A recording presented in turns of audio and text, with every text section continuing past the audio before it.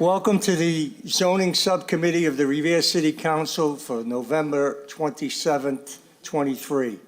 All rise and salute the flag, please.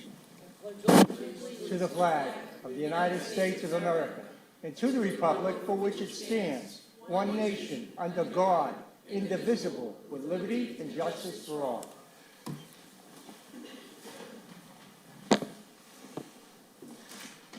Roll call of the members of the Zoning Subcommittee. Councilor Novoselsky. Here. Councilor Powers is absent. Councilor Silvestri. Present. Here. Councilor Visconti. Here. Here. Council President McKenna. Here. And Chairman Zambuto. Here? Here. A quorum is present. First matter on tonight's agenda is 465 Revere Beach Boulevard Realty Trust, 24 Bellingham Ave, Revere, Mass., seeking permission from the Revere City Council to modify and alter an existing non-conforming 5-unit apartment structure by constructing an additional 6 units to enable the appellant to develop an 11-unit apartment structure and providing 17 off-street parking spaces at 465 Revere Beach Boulevard. Good evening, Mr. Chairman. Excuse me. My name is Attorney Larry Simeone, and I represent the owners of 465 Revere Beach Boulevard Realty Trust. They're Marlene Cronin, Ramona Jufrey, and Raymond Jufrey. They have submitted a special permit once again before this honorable body and hope to get to the full council. That would essentially mirror image the grant that this body gave them before to allow this building that they had. It's been around in their family for a very long time. It's a 5-unit building. It was built in 1939. We'd like to make 11 units. We've explained ourselves and I'm willing to explain further if this honorable body needs so. That's all I need. Is we'll see what the members need. Any members? Appears like it's a unanimous vote this out of the committee. Madam Clerk? Shall the Zoning Subcommittee offer a favorable recommendation for approval? Time out. Before you call a roll call, I think someone in the audience wanted to speak. Just wanted to make sure that the plans were changed to Okay. the fire department. Step up to the mic, please. Mr. Chairman. Yeah, the plans, to the extent that do we have to? Now, you got to ask the question, Larry, or let Yeah, you're Mr. right. Tucker ask the question. Okay. Okay? Michael Tucker, 9 Allerton Street. The plans on this had to be altered after it was approved last time for the fire department due to going down. I want to make sure those plans are being used, the Yes. ones that were corrected for the fire department, that's all. Thank you very much, Chairman Tucker. And to respond to you, Mr. Chairman, and Chairman Tucker, the answer would be yes. It was a condition placed on the grant by the City Council. Great. Thank you. Now we can go forward, Madam Clerk. Shall the Zoning Subcommittee offer a favorable recommendation to grant the special permit, subject to the findings and conditions set forth from the previous special permit? Those were read into the record at the prior meeting. Councilor Novoselsky? Yes. Yes. Councilor Powers is absent. Councilor Silvestri? Yes. Yes. Councilor Visconti? Yes. Yes. President McKenna? Yes. Yes. And Chairman Zambuto? Yes. Yes. The special permit has been awarded a favorable recommendation for the full City Council this evening. Thank you. Next item is on the application of 1784 Holdings LLC, requesting a special permit from the Revere City Council to enable the appellant to operate a self-storage facility located within the IP district at 195 American Legion Highway.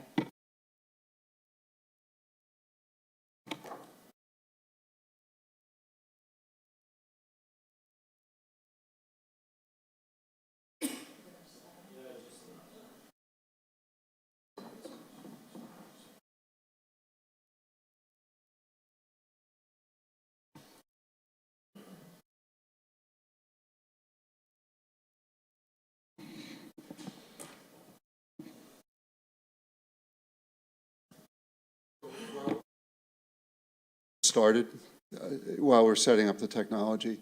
We were here, I think about a week ago, and there was a discussion about the details of the proposed facility. So we've done some homework. We've given a lot of thought to the comments that were made, and I have a brief PowerPoint that I'd like to present, if I may. Go right ahead. Can you get that up on the screen? I think she's got it.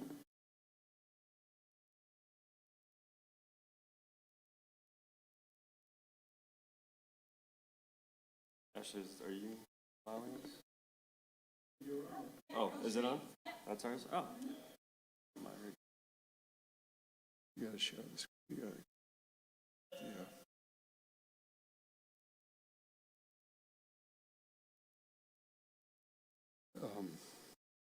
Here, let me do this. I think I just gotta drag it over.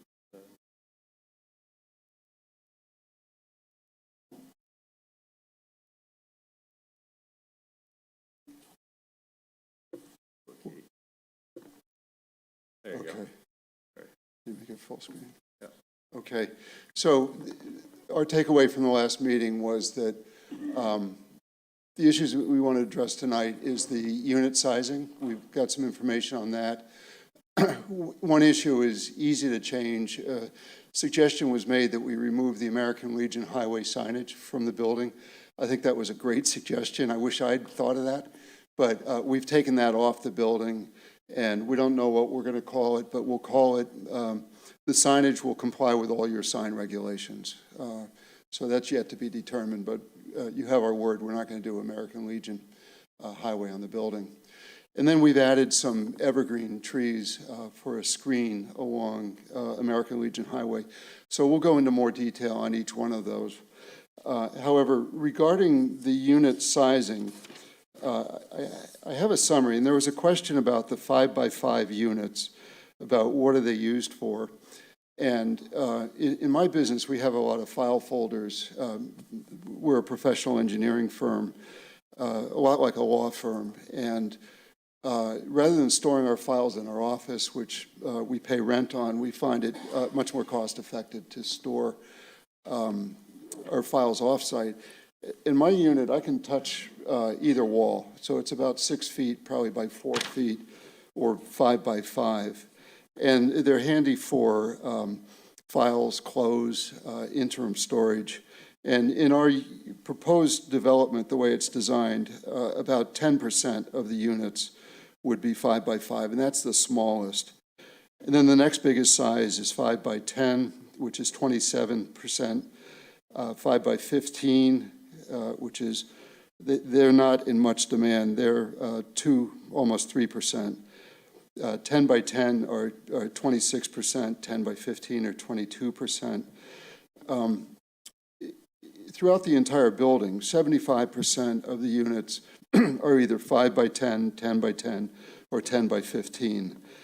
They go up to 10 by 25, 10 by 30, but that's, each one of those is less than 2% of the building.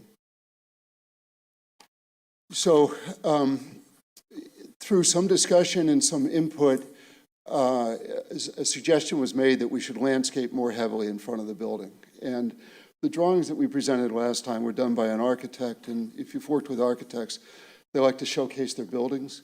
The message we were getting at the last meeting was you'd prefer not to see as much of the building.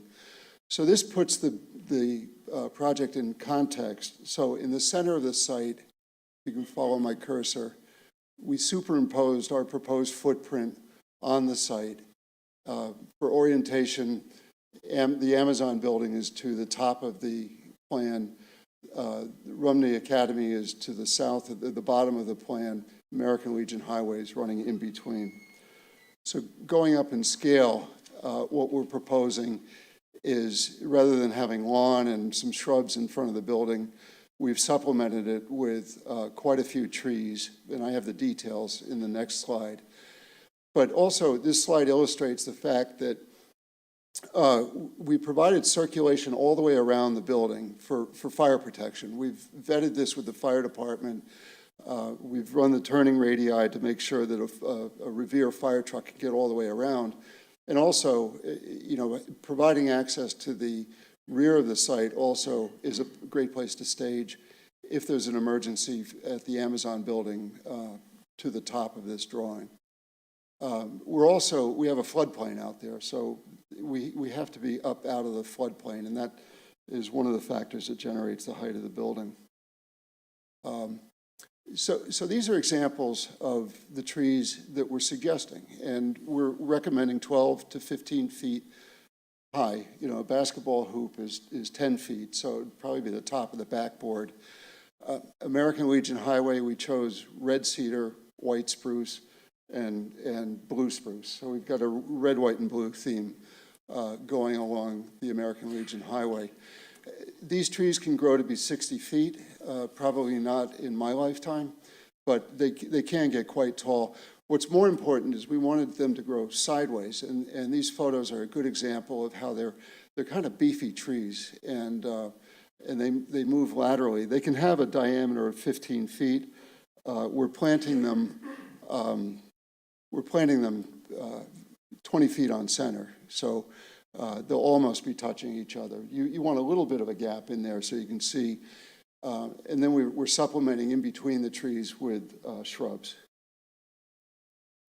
This is approaching the site from the south. So Rumney Academy is on the left-hand side of the drawing, and you'll see some substantial trees here, which are off the property, but they're in a wetland and they're in a buffer zone. So those trees will remain intact, and that provides a pretty good screen from this direction. And then if you approach it from the north, the trees on the left-hand side of this image are what would soften the view of the building from the northern approach. I think somebody asked a question last time about shadows also. So we've done a quick shadow study. We looked at it on September 1st, which is the day that school starts approximately. And at 7:30 in the morning, the shadow from our proposed building would cast a shadow on the first floor of the school at 7:30, and then it disappears. In the middle, on the bottom in the middle, is the shadow that would cast at noon. And then on the upper right-hand corner is the September 1st shadow that the building would cast at the end of the day at 4:30. But as you can see, it's a pretty small shadow that really just goes into the wetlands. I found this fascinating because you get much longer shadows in December 1st, which was worrisome because it might engulf the entire school. But because the sun is moving, the shadow then projects more to the northeast. So if you look in this upper photo, the upper left-hand corner, the shadow at 7:30 in the morning, projected by the building, just barely clips the top portion of the building. And that's because the sun is coming more from the southeast, so the shadow's going more to the northwest. At noon, there's no problem with the school, and then at the end of the day, the shadow casts out into the Rumney Marsh. And then this is May 1st. We're assuming school's almost out. We don't hit the building, we don't hit the school at 7:30 in the morning, we don't hit it at noon. And at the end of the day, it's a very short shadow because the sun's up much higher in the sky. So I hope you found the shadow study as exciting as I did. If you didn't, I apologize. But I want to hit some of the key points that I think we have here. Is we've got good fire access. We are dealing with the floodplain with the Conservation Commission. We've added landscaping. We've removed the American Legion from the sign. And we're also committed, we may not have said this early enough in the hearing, but if you walk the property, there's considerable debris that has accumulated around the perimeter. And we've mentioned that to our client, and there's a commitment to clean up the entire site and the off-site locations. There's a stream channel back there that has a lot of debris in it. In fact, a lot of the debris has blown in a northerly direction towards the residential homes to the north, and we'll clean that all up. It's just something that should be done, and we're committing to do that. To guarantee that it gets done, we're filing with the Conservation Commission if we get approval from from the Conservation Commission, we'll have an order of conditions that mandates that we have to do that. And we can't, if we don't do it, we don't get a certificate of compliance. So I believe that covers everything. I'd be happy to turn it back to the chair and answer any questions. Thank you very much, members. Council Novoselsky. Thank you, Mr. Chairman. I love the project. I'm glad you're putting the trees up front. And just one question. Does the used car lot go? Yeah, that's the first thing. That's the first thing. The site gets stripped and cleaned, and not only is the site clean, the off-site locations are cleaned, and there's a little bit of remediation that has to be done as well.